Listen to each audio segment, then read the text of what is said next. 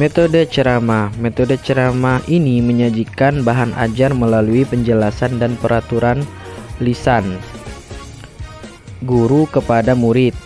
Metode ini lebih tepat digunakan apabila bahan ajar mengandung informasi baru dan memerlukan pembahasan dari guru. Kekuatan metode ini apabila digunakan dengan metode lain seperti tanya jawab atau diskusi. Saat ini atau lebih dikenal dengan metode ceramah bervariasi, sehingga murid bukan hanya mendengarkan akan tetapi berbicara dalam pembelajaran. Nah, metode ceramah ini juga efektif jika murid itu sudah merasa bosan. Jadi kita bisa memberikan informasi ataupun menyampaikan materi pembelajaran dengan ceramah yang lebih bervariatif, seperti menceritakan tentang hal-hal yang lucu namun mengandung pengajaran di dalamnya. Mungkin dengan metode ceramah juga guru itu dapat lebih aktif dan juga mampu berperan aktif dalam meningkatkan semangat belajar seorang murid. Metode yang kedua yaitu metode cerita. Metode ini merupakan suatu cara untuk menanamkan suatu nilai atau moral kepada para murid dengan mengungkapkan karakter kepribadian tokoh-tokoh tertentu melalui cerita hikayat, legenda, atau dongeng-dongeng sejarah lokal.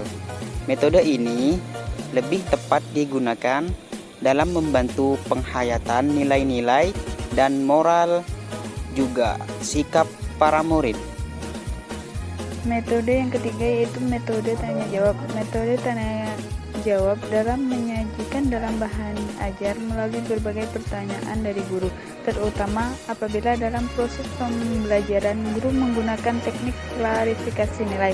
Oleh karena itu, guru dituntut menguasai teknik-teknik bertanya atau questioning skill. Metode ini lebih tepat digunakan dalam pembelajaran yang melibatkan murid dan aktivitas murid.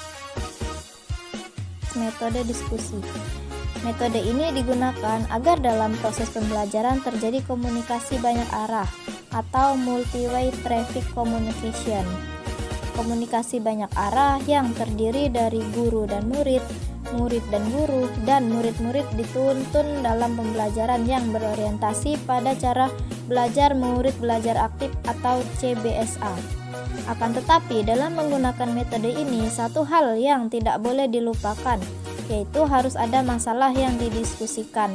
Oleh karena itu, metode ini lebih tepat dipakai dalam pembelajaran pendidikan kewarganegaraan atau PKN yang menggunakan teknik value inquiry.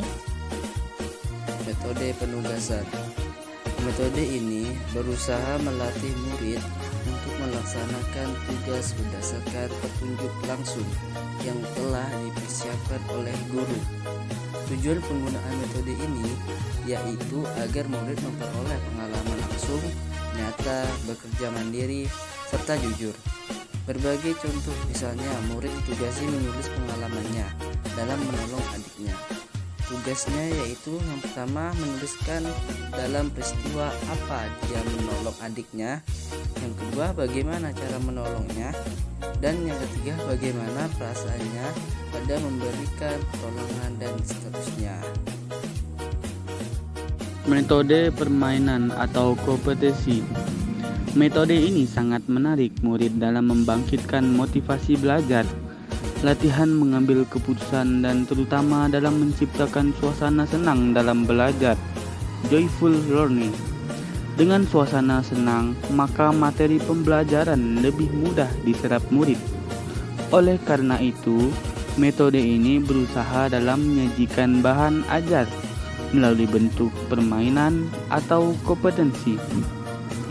Permainan yang dimaksud adalah permainan yang diciptakan sendiri oleh guru dan dapat berupa teka-teki, papan bergambar, sejenis ular tangga, kotak rahasia, kartu bergambar, dan lain-lain yang diciptakan guru. Isi pesan yang dimuat dalam permainan ini hendaknya tetap berupa nilai, moral, dan norma sesuai dengan tuntutan pendidikan kewarganegaraan PKN. Selanjutnya, metode simulasi. Metode simulasi merupakan cara penyajian bahan ajar dilakukan secara langsung melalui kegiatan praktek tentang pelaksanaan nilai-nilai dan moral. Melalui metode ini, murid dibantu memahami dan menghayati nilai-nilai yang hidup dalam masyarakat. Selanjutnya, yang ke-8 adalah metode kegiatan sosial dan pendidikan kewarganegaraan. Model yang dipelopori oleh Fred Newman ini mencoba mengajarkan kepada siswa bagaimana mempengaruhi kebijakan umum. Dengan demikian, pendekatan ini mencoba memperbaiki kehidupan siswa dalam masyarakat atau negara dengan mencoba mengembangkan kompetensi lingkungan dan memberikan dampak pada keputusan-keputusan kebijakan. Memiliki tingkat kompetensi dan komitmen sebagai pelaksana yang bermoral. Model ini mendorong partisipasi aktif siswa dalam kehidupan politik, ekonomi, dan sosial dalam masyarakat. Metode problem solving. Problem solving merupakan kegiatan mencari pemecahan suatu masalah secara rasional. Titik berat pada terpecahkannya masalah tersebut secara rasional, logis, dan tepat. Langkah-langkah metode pemecahan masalah yaitu sebagai berikut. 1. Merumuskan masalah. 2. Membuat kerangka untuk pemecahan masalah. 3. Menentukan sumber data. 4. Mencari data. 5. Menaksir kelayakan data. 6. Memilah dan memasukkan data ke dalam kerangka. 7. Meringkas dan melakukan verifikasi data. 8. Mengamati hubungan antar data. 9. Menafsirkan data. 10. Menyimpulkan hasil penafsiran. Dan yang terakhir, mengkomunikasikan hasil pemecahan masalah. Metode pembelajaran melalui pengalaman. Secara umum, pembelajaran melalui pengalaman ini menggunakan pendekatan siswa aktif, bersifat interaksi multi-arah, dan peran siswa lebih dominan. Metode pembelajaran melalui pengalaman sangat tepat digunakan untuk mengaktifkan siswa dalam belajar.